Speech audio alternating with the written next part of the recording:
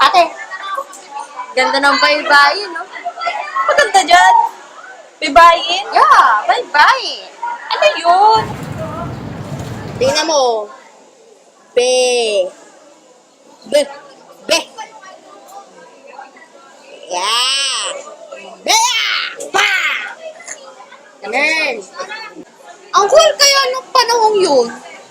Panahong yun. Yeah. Ew. Walang cellphone, walang tablet, walang wifi. Ano sila nabubuhay? Anong trabaho nila doon? Puro ka wifi, internet gadget. At least nga, hindi nila kailangan paghirapan yung 4 years diploma, 6 years diploma, masteral, doctorate. O, di Kahit ba? na kailangan pa rin yun, no? Aba, Buti nga, katrabaho ko na lang. Hindi, wala ka na. Hindi, wala na. Saan nagbabangayin na naman kayong dalawa? Ito kasi, Ano ba kasi yung pinag-aawayan nyo? O ito ay basahin nyo, tapos sabihin nyo sa akin kung anong matututunan nyo, ha? Teka lang, naghahanap akong kamote. Ganon! Walang laman! Tingin!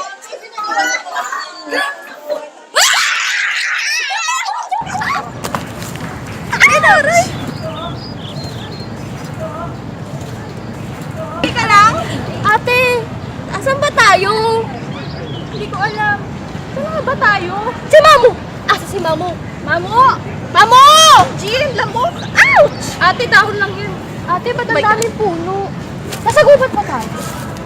Ano ba? Ababa, balala, ababa, la la la la. Ababa, balala, ababa, la la la. Ate, saan ba tayo? Hindi ko nga alam. Ba yan? Ewan ko, ikaw nakakatanda. Dapat ikaw nakaano. Ate, ano yun?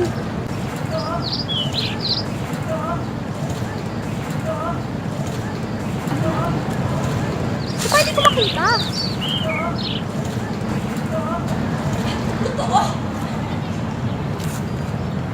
Ha?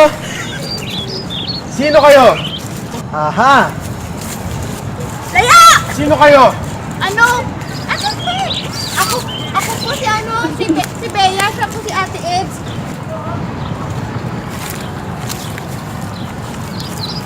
Bakit kayo naparili? Kakaiba ang kasuotan nila. Ano to? Sa Ano to? Baog pa kayo naman, t-shirt yan. Ano ka, taong pundok? Eh, anong ginagawa mo? Ba't ganyan suot mo? Ako? O, ikaw nga. Ako ay isang mangangaso. Bangangaso? Yun yung nanguhuli ng hayop, di ba? Oo. Bukod sa pangangaso, trabaho nila ang maghanap ng mga troso at panatiliin ang kapayapaan sa loob ng isang hukbo. Obligado ang mga mangangaso na turuan ang kanilang mga anak na lalaki ng mga bagay na ginagawa nila dahil ito ay isa sa mga nagpapanatili ng maayos na pamumuhay sa kanilang hukbo. Kadalasang sinasanay ng mga mangangaso ang kanilang mga anak habang bata pa lamang ito upang may makatulong din sila sa kanilang trabaho. Ah, ikaw, bakit ganyan yung suot mo? Bakit mas weirdo pa sa kanya? Ako? Ganito ang aking kasuotan dahil isa akong babaylan. Ang babaylan ang tinuturing na pinakamatalinong nilalang sa tribo. Sila ay ang punong sanggunian ng mga dato sa tuwing ito ay magdedesisyon. Sila din ay nagtuturo ng kaalaman tungkol sa madaming bagay at namumuno sa pagkasagawa ng maraming ritual. Ah, babaylan? Bayan, wala pa akong sasabi. Maliban sa ritual, sa pagpapanatili ng katahimikan at iba pa, may iba pa ba kayong pinag-aralan, babaylan? Abayo naman. Iba-iba ang guro ng bawat grupo sa aming tribo. Ang mga maharlika ay kadalasang tinuturuan ng mga babaylan. Baybayin ang tawag sa pagsulat noon dahil ito ay isinusulat ng pabaybay. Ang mga lalaki ay sinasanay makipagdigma habang ang mga babae ay kailangan matuto kung paano sumulat at magbasa. Sa mga timawa, hinuhubog sila ng kanilang mga magulang para makatulong sa gawaing bahay at pangtribo. Ang mga alipin naman na napatunayang mapagkakatiwalaan ay ginagawang mga tauhan ng mga babaylan at tagagawa ng bato upang mahasa sila at may magpatuloy ng kanilang gawain. Ano? Napatanungan pa ba kayo? Wala na po. Maraming salamat, babaylan. Ako, sabi ko sa'yo, tama ako eh. Tama rin ako. Sabagay, mahirap nga mag-aral ng walang teknolohiya. Sabi nga ni Mamo Daryl, experience is the best. Wow, English! Daryl? Sandali, ibigin ninyo ang aking pasalamat kay Daryl. Sige po. At ganoon din ako. Okay.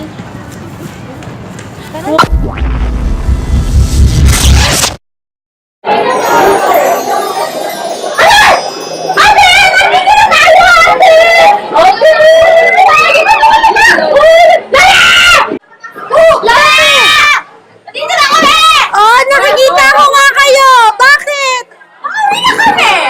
Oh, saan ba kayo galing? Saan mo? Sulunod pa na! Yes! Ang dami namin natutunan!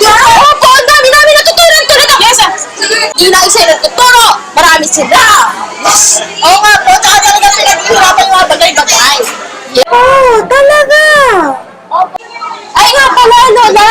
May nagpapa-ano? Opo, kasalamat. Opo! Para sa inyo, bakit na eh? Ewan ko ba kung bakit? Beauty!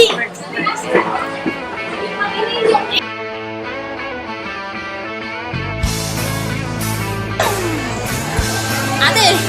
Tingnan mo, full ng bye-bye.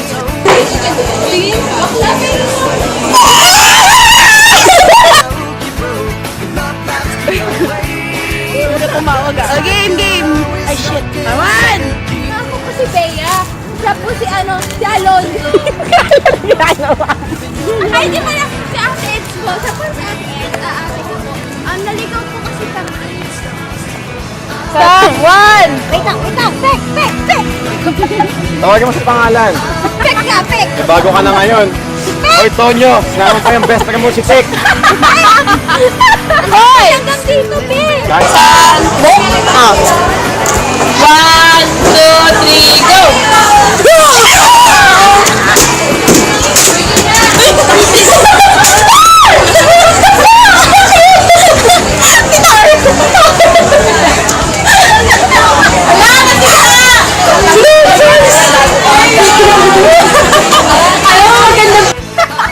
ginawa mo bahay ang sapatos ko! Alam ko ano yung ginawa yung bahay.